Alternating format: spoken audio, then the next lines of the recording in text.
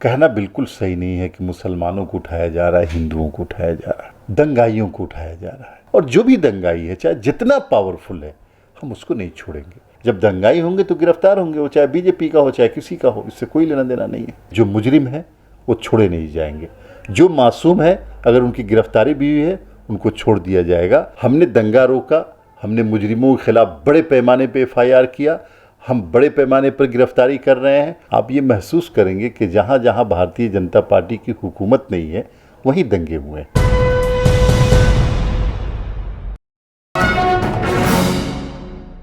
रामनवमी पर बिहार में 2 जगहों पर जिस तरह से दंगा हुआ और उसके बाद कहीं ना कहीं नीतीश कुमार और तेजस्वी यादव को लेकर के सोशल मीडिया पर ख़ासतौर से मुसलमान इस तरह की शिकायतें कर रहे हैं कि ये इस तरह की घटना किस तरह से घटी, प्रशासन को सतर्क क्यों नहीं किया गया, पुलिस ने समय रहते कार्रवाई क्यों नहीं की गई, रात भर मुसलमानों के मकानों को, मसाजिद को, मदरसे को जलाया जाता रहा, उसके बावजूद एक्शन नहीं लिया गया। इस तरह की तमाम शिकायतें हैं। हमारे साथ इस पूरे मामले पर बात करने के लिए डॉक्टर खालिद अनवर जो MLC हैं JDU के, हम उनसे बात करेंगे। खालिद साहब, क्या कहना चाहेंगे इस पूरे मामले को लेकर? कहीं ना कहीं नीतीश कुमार के ऊपर तरह तरह के आरोप लगाए।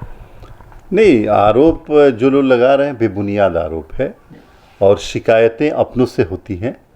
सबसे पहली बात, जब जिस दिन से जिसने भी ये कहा कि ये दंगा मुसलमानों के ख़िलाफ़ था, आप समझिए कि वो किसी न किसी ताकत को मजबूत करने की कोशिश कर रहा है।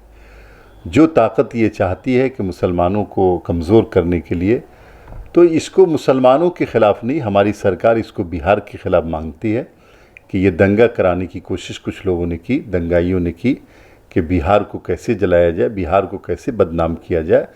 और हमारी सरकार ने पूरी ताकत के साथ उसको वक्त पे रोकने की कोशिश की और हम इसमें कामयाब हुए। अब एक मुतालबा करना चाहिए जो लोग नहीं कर रहे हैं कि जो दंगाई है उनको हम सज़ा कड़ी से कड़ी दें। अगर इसमें हमारी तरफ से कोई चूक होती है, कोई कोताही होती है, या जिनके घर जलाए गए हैं उनको हर्जाना देने में कोई कोताही होती है, या जिनकी दुकानें लूटी गई हैं उनके FIR करने में कोई कोताही, तब सरकार की कमी होगी। हमने दंगा रोका, हमने मुजरिमों के खिलाफ बड़े पैमाने पे FIR किया, हम बड़े पैमाने पर गिरफ्तारी कर रहे हैं और हम सब लोगों को हर्जाना देने जा रहे हैं। ये हमारी सरकार करने जा रही है और नीतीश कुमार जी कर रहे हैं। तो मेरे ख्याल से शिकायतें नहीं होनी चाहिए, नीतीश कुमार की प्रशंसा हो। आपने ताकत की बात की कि कोई ताकत थी जो ये सब करा के सियासी फ़ायदा उठाना चाहती है। तो बात यह है कि इतने पुराने पॉलिटिकल लीडर हैं आपके पार्टी के जो अध्यक्ष हैं, उन्होंने मौका ही क्यों दिया इस तरह की घटना घटे? कहा यह जा रहा है कि 10,000 के करीब लोग इकट्ठा थे और उत्तर प्रदेश की एक मिसाल दी जा रही है कि उत्तर प्रदेश में, पूरे प्रदेश में कहीं पर इस तरह की कोई घटना नहीं घटी। सबक सीखना चाहिए योगी आदित्यनाथ से कि उन्होंने कंट्रोल किया। तो कंट्रोल क्यों नहीं कर पाए, कहाँ कोताही रहे? देखिए, एक बात समझ लीजिए कि जब दंगाई जो है ना, दंगाई को के हाथ में आप ज़िम्मा हुकूमत दे देंगे तो फिर ये सब ख़त्म हो जाएगा। आप ये महसूस करेंगे कि जहाँ जहाँ भारतीय जनता पार्टी की हुकूमत नहीं है वहीं दंगे हुए, उनकी हुकूमतों में नहीं हुए। चूँकि ये दंगा कराया ही जाता हुकूमत हासिल करने के लिए। जब उनको हुकूमत मिल गई तो फिर दंगा कराने का क्या मतलब है? क्यों दंगा कराएंगे? वेस्ट बंगाल है या बिहार है, यहाँ का समाज इनको कबूल करने के लिए तैयार नहीं। और इस समाज में कैसे पोलराइजेशन हो, कैसे हिंदू मुस्लिम दूरियां पैदा हो, उसके लिए ये काम कर रहे हैं। जहाँ तक ये बात जो आपने कही कि दंगा हुआ ही क्यों, देखिए हुआ नहीं है, दंगा कराने की कोशिश हुई है। और इस तरह की कोशिश को रोकना माइक्रो लेवल पे काम करके बहुत मुश्किल है। अगर कोई आपके बीच रह रहा हो, जेब में पेट्रोल रखा हो और चलते हुए पेट्रोल फेंक दे, तिल्ली मार दे, तो आप क्या कर सकते हैं? आप उसको पकड़ सकते हैं, उसको सज़ा दे सकते हैं। ये मामला ऐसा ही है। पूरे बिहार में रामनवमी का जुलूस हुआ है और हर जगह बहुत अमन और सुकून के साथ हुआ है। इस 2 जगह पे लोगों ने कोशिश की और हम लोग उन लोगों को आइडेंटिफाई कर रहे हैं, शनाख्त कर रहे हैं। चीज़ें सब सामने आ चुकी हैं, कौन लोग थे, किन लोगों ने पैसा दिया, किन लोगों ने पेट्रोल ख़रीद के दिया, किन लोगों ने माचिस की तिल्ली दी, किन लोगों ने हायर किया बाज़ाब्ता दंगा कराने वाले लड़कों को, और कहाँ से बंदूक आया, कहाँ से गोलियां आई, कहाँ से किस स्टेट ने जो है ना बम भेजा, ये सारी चीज़ें आइडेंटिफाई हो रही हैं। और 1700 लोगों पे FIR हुआ है बिहार शरीफ में, और तकरीबन 1700 पे सासाराम में भी हुआ है। कोई मामूली नहीं है, और सब गिरफ्तार होंगे। बीजेपी के लोग बुखला रहे हैं, तिल मिलाए हुए हैं। उनके हर दिन कह रहे हैं कि हमारे फलां को गिरफ्तार कर लिया, हमारे जब दंगाई होंगे तो गिरफ्तार होंगे, वो चाहे बीजेपी का हो चाहे किसी का हो, इससे कोई लेना देना नहीं है।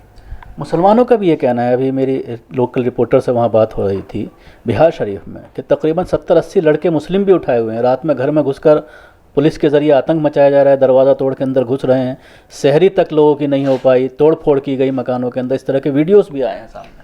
देखिए, ये कहना बिल्कुल सही नहीं है कि मुसलमानों को उठाया जा रहा है, हिंदुओं को उठाया जा रहा है, दंगाइयों को उठाया जा रहा है।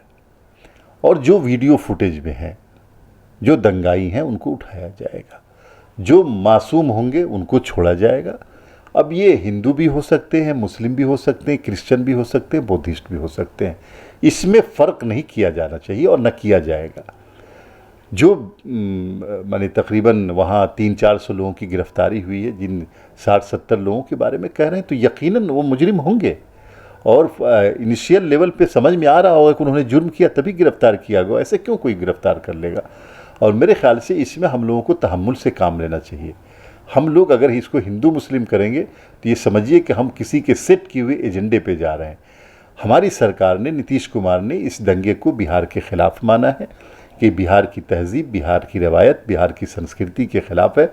और जो भी दंगाई है, चाहे जितना पावरफुल है, हम उसको नहीं छोड़ेंगे। अब इसमें मान लिया कि वीडियो फुटेज में कोई बंदा पत्थर चलाते हुए नज़र आता है, कोई भीड़ का हिस्सा है, तो हम तो गिरफ्तार करेंगे उसको। हम तो ये नहीं देखने जाएंगे कि तुम्हारा नाम क्या है। फिर हमारे में और भारतीय जनता पार्टी में फ़र्क क्या रह जाएगा, जो नाम पूछ के कानून नाफिज करते हैं। एक आरोप असदुद्दीन ओवैसी के ज़रिए लगाया गया नीतीश जी के ऊपर कि उन्होंने सिर्फ एक ट्वीट कर दिया, कोई बयान तक नहीं दिया। बयान से आगे बढ़कर उन्हें वहाँ पहुँचना चाहिए था घटनास्थल पर। एक मदरसे को, 100 साल पुराने मदरसे को जला दिया गया, मस्जिद पर हमला किया गया, झंडा फहराया गया, घरों को आग लगाई गई। देखिए, ओवैसी साहब बहुत समझदार आदमी हैं और बहुत सीनियर एडवोकेट हैं। मैं उनके बारे में कोई बात कहना नहीं चाहता, लेकिन उन जैसे समझदार आदमी का ये कहना कि नीतीश कुमार ने एक ट्वीट कर दिया, ये मुनासिब है क्या? क्या ओवैसी साहब अपनी समझ से ये बात कर रहे हैं? क्या एक देश का, एक प्रदेश का मुख्यमंत्री ट्वीट करके बैठा रहा होगा?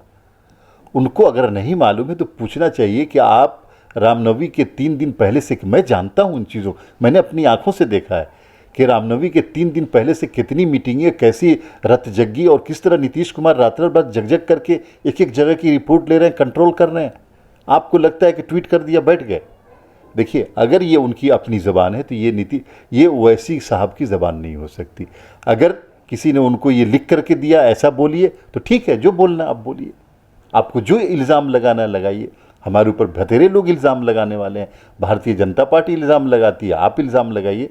लेकिन नीतीश कुमार के न तो सेक्युलरिज्म पे शुबा कर सकते हैं, न नीतीश कुमार की कार्यशैली पे, तरीक़ाकार पे कोई शुबा कर सकता है, और न नीतीश कुमार के कानून के नफाज पे कोई शुबा कर सकता है। नीतीश कुमार ने दंगों को रोक करके बड़े पैमाने पर जो फसाद फैलाने वाले थे, खूनी खेल खेलने वाले, आप बताइए कि देश के गृह मंत्री श्री अमित शाह जी के, उन्होंने क्या बोला कि बहुत लोग मारे गए हैं। कहा एक लाश तो नहीं निकली। इसका मतलब यह है कि कुछ लोग थे जो बहुत सारे लोगों को मारने की प्लानिंग करके चल रहे थे, और हमारी सरकार ने, नीतीश कुमार ने उसको रोका है। तो हमारी इसके लिए पजीराई होनी चाहिए ओवैसी साहब की तरफ से, सेकुलर लोगों की, अगर सेकुलर वो अपने आप को मानते हैं तो पजीराई होनी चाहिए। आप हमारे कपड़े खींचेंगे, आप भारतीय जनता पार्टी के स्टेज, यानी भारतीय जनता पार्टी की सतह पे जा करके आप ऐसे लोगों की खिंचाई करेंगे? ये ओवैसी साहब अपनी सियासत खुद दागदार कर रहे हैं ऐसी हरकतें करके। अभी आपने कहा कि 3 दिन पहले से लगे हुए थे, इंस्ट्रक्शन दे रहे थे ऑफिसर्स को, लेकिन सुनने में, देखने में ये आ रहा है कि वहाँ पर जिस तरह से पुलिस फोर्स होनी चाहिए थी, मौजूद नहीं थी। 10,000 का मौत था और पुलिस नहीं थे। इसी तरह सासाराम का एक वीडियो सामने आया है कि पुलिस वालों को लोग रोक कर कह रहे हैं मदद कीजिए, लेकिन वो भागते नजर आ रहे हैं।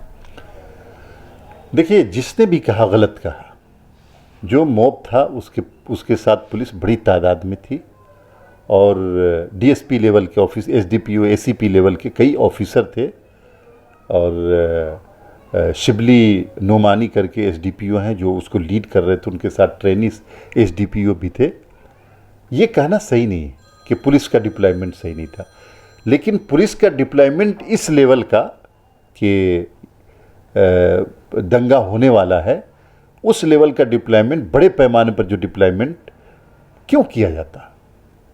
भाई जब सब कुछ शांति से हो रहा है, कभी दंगा नहीं हुआ वहाँ पे, अब उसमें 4-5 लड़के निकले जिनको पैसा दिया गया था दंगा करने के लिए, जिनको जो अपनी जेब में पत्थर रख कर के आए थे, जो इसी काम के लिए आए थे।